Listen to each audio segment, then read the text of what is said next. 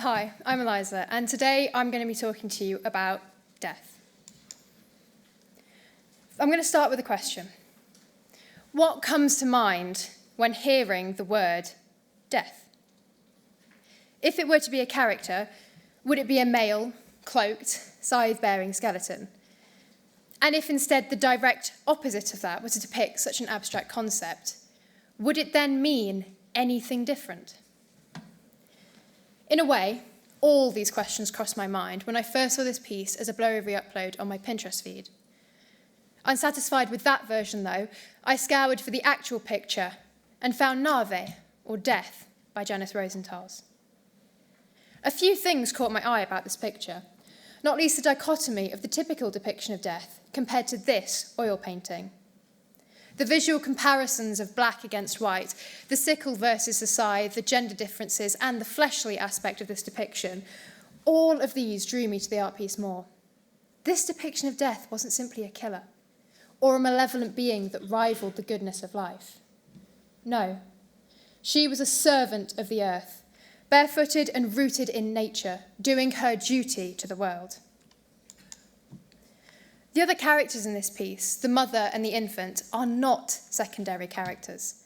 Rather, all three of them are interacting together, not least by sharing the same physical space, but the idea of life and death trying to hold on to the same soul. The mother represents the abstract character of life, bringing a new child into the world, and death doing the duty of removing it. Only in this painting, death is premature.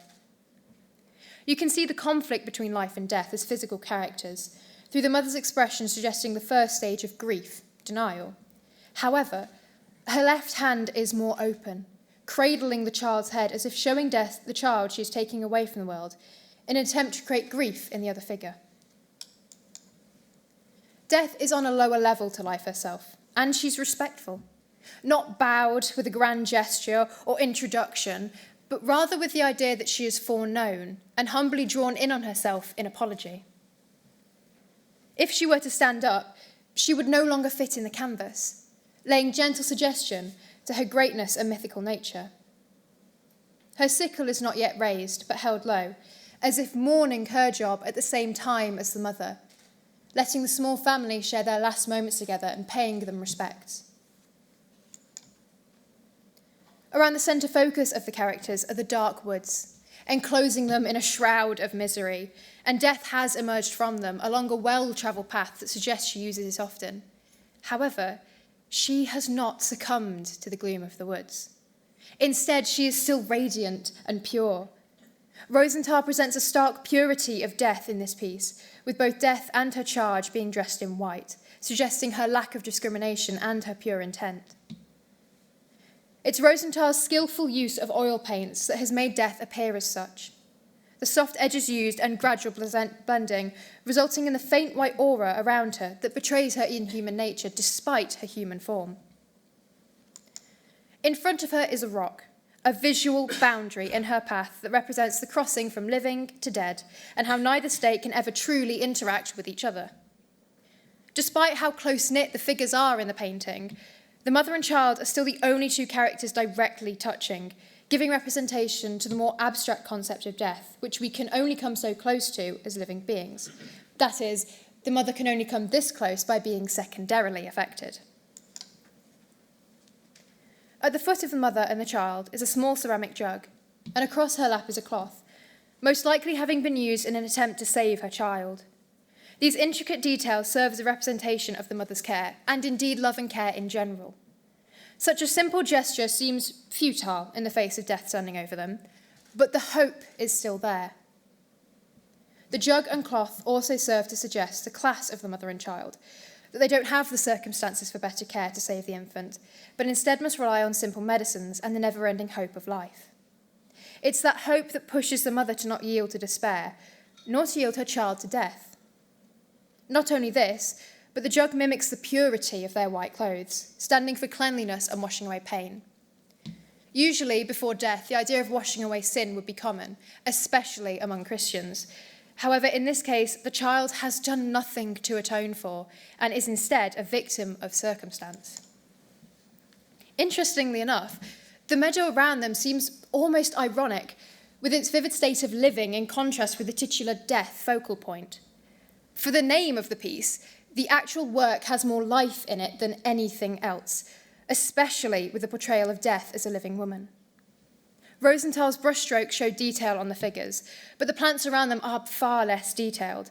This makes them seem soft and unbound, free to grow and sprawl outwards as they live, much like how humans grow and sprawl outwards with their connections in life, and how this infant will never get the chance to do so. Rozentāls' technique here serves as an amazingly subtle reminder of this point, the inability to stop life growing or pen it down accurately because of that, and the vicious mockery of the more detailed mother figure facing the loss of her child even amidst the life around her. Instead, death has not come here to be cruel or to punish as many would believe. Perhaps instead we should see her as saving the child from a worse fate, and that death saves the ill, the cold, and the hungry from a much longer and more painful demise. Perhaps this depiction of such a broad, difficult concept should be seen as such, as complex and morally grey, a deliverer or liberator rather than a malevolent condemner. Think of pet owners who've put their beloved animals down instead of letting them suffer through an illness, something my own family have gone through personally. When losing our pet, it was seen as a painless end to a happy life and an action taken out of pitiful necessity. This situation could be taken as an example for the respect of death, a belief that I think should be widely held. This painting stood out to me for other reasons too, mainly a historical fascination for the year in which it was made. 1897 is coming to the end of the Victorian era, and as an overview, some of the things that happened in 1897 were Queen Victoria's Diamond Jubilee, the release of Oscar Wilde from prison, the publication of Dracula by Bram Stoker, and the publication of The Invisible Man by H.G. Wells.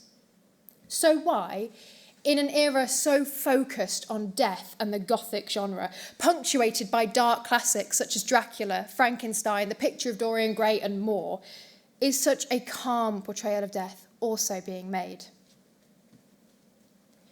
The answer lies in cultural discrepancies, as this painting is by Latvian artist Janis Rozentāls, and in Latvian mythology, his depiction of death is the traditional one.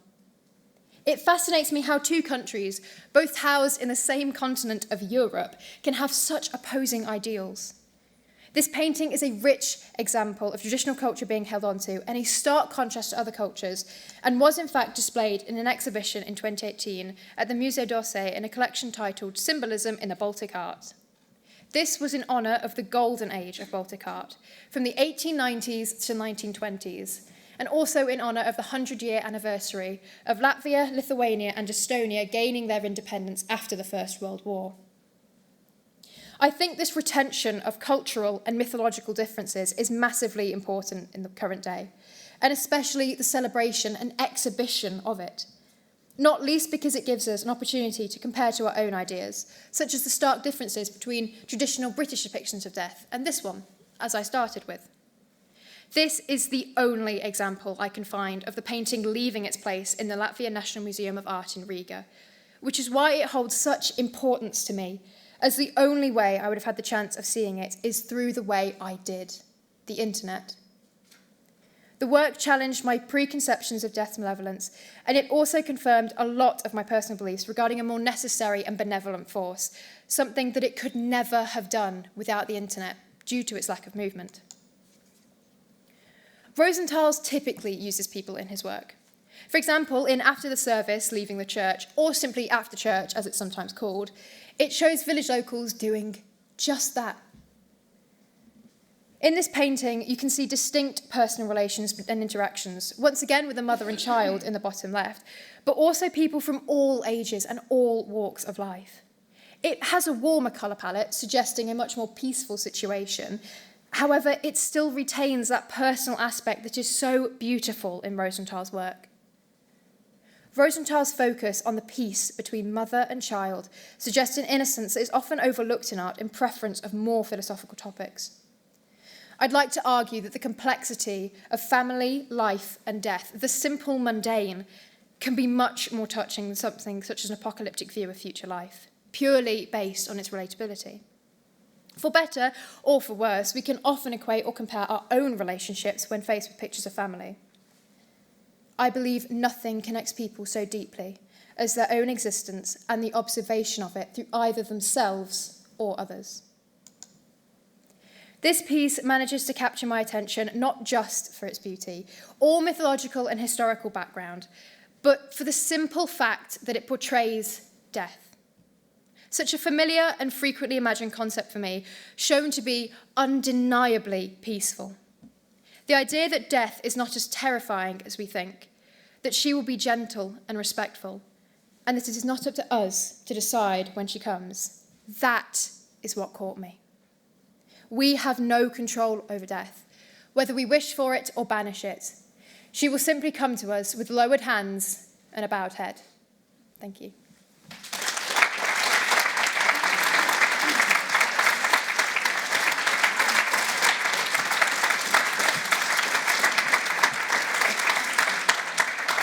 Thank you, Eliza. I wanted to just ask you a more sort of technical question. Is Death's eyes, are they open or closed? And can you tell us what you might think about that? I can't tell from here. So it's actually kind of debated anyway. So one of the main ways I saw any kind of commentary on this piece of work is through the work of a Latvian student herself analysing the piece. And obviously she talks about different interpretations, one of which is that the death's eyes are open and that can make it seem more aggressive. But the way I see it and the way she talks about it is that death's eyes are closed. And the idea for me, that certainly creates this idea of respect, this idea of not kind of being too involved in the situation, instead just being there calmly and presently in that moment before the inevitable happens. The idea is also that death is blind, so the idea that death isn't coming for anyone in particular and that this isn't a act of violence against the mother or the child. The idea that death is just coming because it's the child's time, and that can be kind of shown through the closed eyes. It's similar to the idea of Azrael, who's the god of death in a lot of Western religion and Christianity, who is depicted in a lot of art. If you search up depictions of death, no doubt Azrael will come up.